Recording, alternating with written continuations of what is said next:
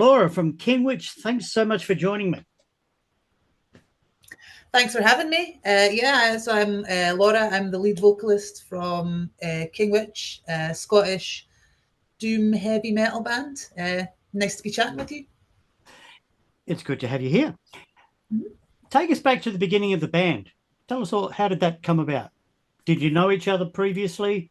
Did you answer an ad in Melody Maker or something like that? What was the deal? So we started the band about 10 years ago. Jamie and I, the guitarist, we used to be in a band before that called Firebrand Super Rock, and that was more of a sort of straight up heavy metal band. But that had been going for 10 years, and we thought it had sort of run its sort of natural, it come to its natural conclusion. And we thought we just wanted to do something pretty casual, just have a jam.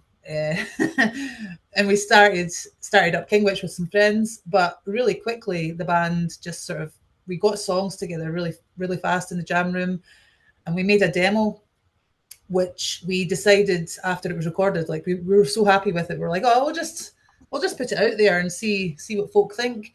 And off the back of that, we got our first gig, which was Sweden Rock, which was mental because like we hadn't played the EP anywhere. or done anything outside of the jam room with it, and then we were suddenly playing Sweden Rock, and it was like shit. Sorry. No, that's all right. Swear all you like. I'm Australian. It's fine. No, like it just like, I guess from there we just like the band's obviously like evolved, and we've had a bit of a switcheroo with bass players and drummers, but the essence of the band is basically still the same. How long till the first album? How long was it? So we released the EP, and so we're talking Under the Mountain, be the first one in 2018. I've got here. Is that right? Yeah. So the EP was released, I think, in 2016. So there was 2 years between it. Yeah. Yeah. Okay. How much are you playing over there? How much are you sort of getting out and about? You mentioned Sweden Rock right off the bat. That's a bit of a baptism of fire. How did you follow that? I mean, it was kind of like when you go from playing like a big stage festival to like sort of smaller, like smaller gigs. It was like, oh man, but I mean, we actually really enjoy sort of smaller gigs as well. So, we just did a lot of touring around about the UK and Europe, standard venues, and then like any festivals that came along. So we've like done like Malt or Doom Festival. We did Bloodstock. There was Siege of Limerick in Ireland, and just like sort of festivals like that. But yeah, like just touring around. We actually haven't done any touring for 3 years because the band just sort of, we went on a hiatus because, well, Jamie and I are married, and we had a baby. So congratulations. So that kind of took up quite a bit of time, and then in between that we were writing our album as well. So yeah. We'll get onto the album soon. Let's talk about your contribution to the band. Who would you say would have been your biggest influence on the vocal side of things? As a kid, my dad was a huge Janis Joplin fan, and and Hendrix. So I mean, I listened to that a lot when I was younger, and I'm from an Irish Scottish family, so a lot of the family are singers, quite sort of loud and in your face. So I mean, I wasn't really a singer until I was in my 20s, because I used to hang around with musicians, and I would go to parties with them, and then I'd inevitably get drunk and want to sing a song with them. And then I realized that I really liked it, and I got asked to be in a band from there, and I thought, this is brilliant fun. But yeah, like singers like Joplin, singers like I guess like Robert Plant or Messiah from Candlemas, or Messiah, big vocalists, but vocalists that have got melody. Yeah. Oh yeah, absolutely. I'm not surprised you were asked to join a band with the voice you're rocking. So well done. Let's talk about the new album, Three. Give us the goss on that. How long did that take? And how did you work it in with having a family? Well, so the tracks on three, Jamie actually wrote quite a lot of it during lockdown. Over the like COVID pandemic. Mm, mm, If anything good came out of that, I think it was probably people became quite creative. But obviously the restrictions were lifted, and as soon as they were lifted, we went out and toured Body of Light because that was released during COVID, which was pretty shitty. mm, So once we finished all our touring, and then like we started sort of trying to work out like how three was going to come together. That's when we went on a hiatus, which like obviously isn't ideal when you're trying to write an album. But Jamie, Rory, and myself did it in the background. So we obviously had a wee boy, and Jamie would sort of refine some of the tracks, and then I had a lot of the lyrics actually written. And when it came to recording, we've got a studio in our garden, so it gave us a lot of time to be able to work with the songs. Um, so uh, so yeah, it gave me time to be able to just sort of like properly think about the lyrics and properly think about how I wanted them to sound, and to cut out all the shit that you didn't want to be there. And then that was it. And then Jamie kind of recorded the demo tracks, and it was like, this sounds really good. It's like I feel like this is quite a special. This feels like one of our best actually. yeah, yeah. Mhm. So the album's just been released. It's look, I love it. It blew my mind, and Oh, thank you. I've been listening to it non-stop, pretty much to and from work. That's my Amazing. music I'm glad music you like type. it. Um, Tell us about some of the tracks on there. Any of your favourites? Any stories behind them which you'd like to share? I mean, the whole album has kind of got more. It's more personal than any of our previous albums, I guess, to me, lyrically. Mm-hmm. So a lot of it sort of tries to sort of just like talk about like like mental health issues, which a lot of people suffer from. And it also sort of talks about the kind of state of the way the world is just now, and how like it's kind of consumed by greed. And I don't have a bleak outlook of life, like totally the opposite, but it's hard not to feel the weight of it sometimes when you sort of Mm-hmm. sit and think about it too much. um Especially with lockdown the way it was. Yeah, I think, yeah, I guess like I wrote some of these lyrics during lockdown, so that's probably why they maybe turned out the way they did. But I guess I don't know, like Little Witch is a really sort of personal one. I mean, that's like the sort of the acoustic track. That's actually about me as a as a kid, where I was a bit of a strange child. I used to think it had magical powers, um, and uh, and it's just basically about like it's a shame how as a child you've got an amazing imagination and you can build worlds, and Mm-hmm. as you get older you sort of lose that, and it's like Mm-hmm. trying to like the song's basically trying to like how can we learn to sort of keep that sort of the magic of like what it's like being a child, because it's so cool but you know Mm. Yeah, imagination. And I yeah, think I notice that more now that I've got a wee boy. exactly, exactly. Yeah. But yeah, that's kind of what that song's about. So that I guess that's got like a bit of a that holds a special place in my heart. But Last Great Wilderness as well, I love that one. That's the last track. That's again, that's sort of about trying to find ways to sort of alleviate the feelings that like if your mental health is not great, how do you get yourself out of the hole, kind of thing. And like many countries, but Scotland's got like amazing countryside, and if you like, I personally feel if I can get out mostly on my own, it's a really good way of being able to sort of clear my head and sort of let everything fall away. I understand that completely. Yeah. Would you do anything differently if you were starting off in music now? Knowing what you know now, starting off, would you do anything differently? Um, I Would you not take that person's advice? Would you flip that person the bird and go elsewhere? Well, yeah, well, there's definitely plenty of times, but most of the time I did that at the time. So I don't know if there's anything I would change. Like, I think when we first started out as a band before King Witch, I think I think maybe um, I just would like to go back and tell myself not to give a fuck as much about what people think, because it's not quite as it's not as much of a thing in this band, which I don't know if it's because of the genre or whatever, but sometimes being a woman, like as a lead person in a band, you're expected to dress a certain way, act a certain way, and it's like, Yeah.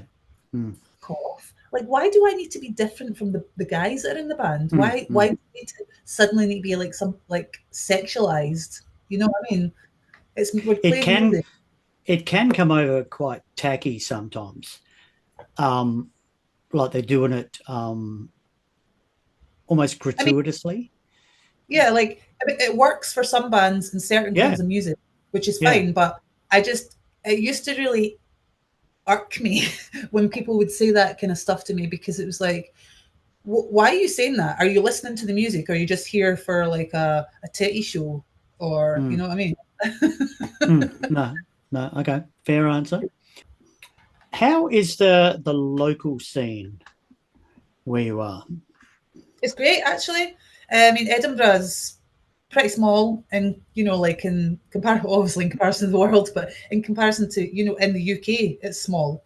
Um, but I mean, the Scottish scene itself is like really fertile. There's loads of really cool, varied bands. Um, they've got like loads of sludge, as well as doom, heavy metal, hard rock. I mean, there's just loads of stuff. But the bands are all really supportive as well of each other, which is a really nice thing.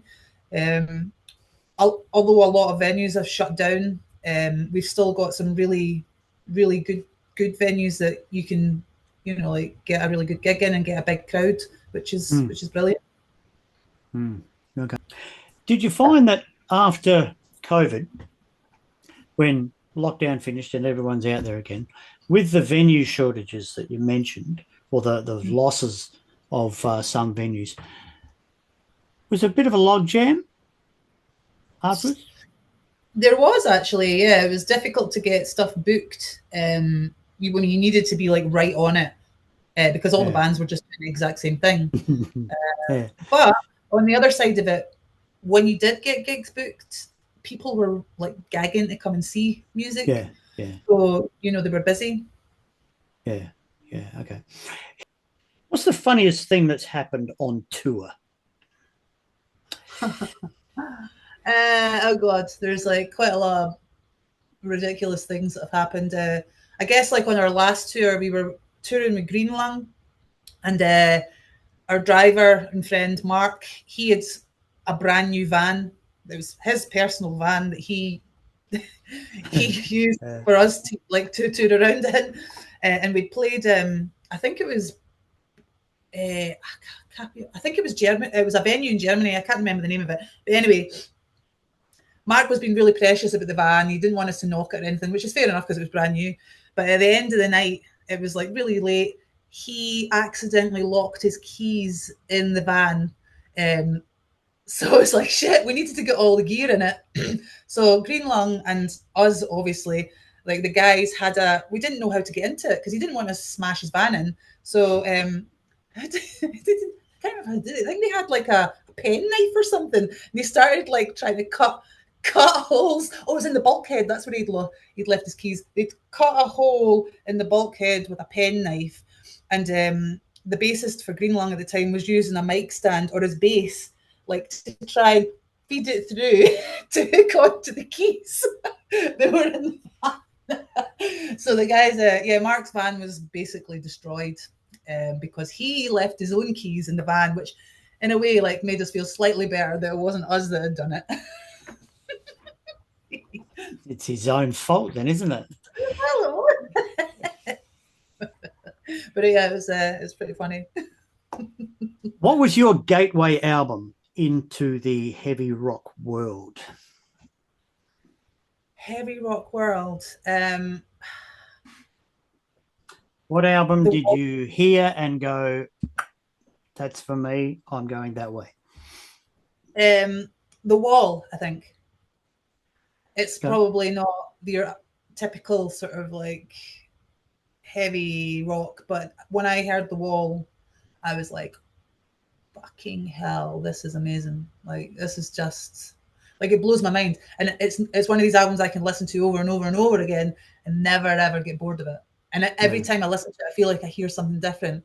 But I love the space, the expanse, the way like everything in it's constructed. It's just like to me it's perfection. Would that, if I asked the question, what's one album you couldn't imagine your life without, would that be the answer? Um yeah, actually, probably yeah, because I listen to it fairly regularly. It's yeah, I love it. What heavy song do you wish you'd written? You think, oh, fuck, I should have written that. Oh, Oh, ba, ba, da, ba. Oh, I don't know. I mean, it could be anything from Candlemas or even Zeppelin. I You've put me on a spot now. I can't think off the top of my head. Um, yeah, like it would we'll be come back to anything. that. Yeah, We'll okay. come back to that. Zeppelin, favorite Zeppelin album? Well, I've actually been rocking the Song Remains the Same live album quite a lot recently, which is just amazing. Like you hear those tracks recorded, which are cool, but as soon as you hear them live, there's Mm, just like a completely different beast altogether. Like apart from the fact that I love Robert Plant's vocals, like Jimmy Page is like on fire and it's just I mean the rest of the guys are as well, but his playing is just so full of like bite and energy mm. and I don't know, it just feels like you could be there in like watching it. It's just so cool. It does have that sort of aura, doesn't it? Where you just sort of imagine yourself there. And Yeah, it's just unreal. It's really, really cool. the 70s did live albums well, didn't they? Yeah, like the sound of them is just like fantastic. Mm, yeah, I don't know, just had like a special. It was obviously just a special time for music. yeah, yeah. All right. You mentioned Candlemass. What's your favorite Candlemass album?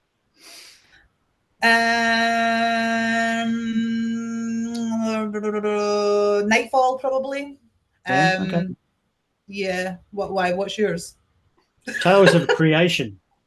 Oh yeah, yeah, yeah. No, that's cool. No, no. I think I've probably listened to Nightfall more. Um, what like I've not really listened.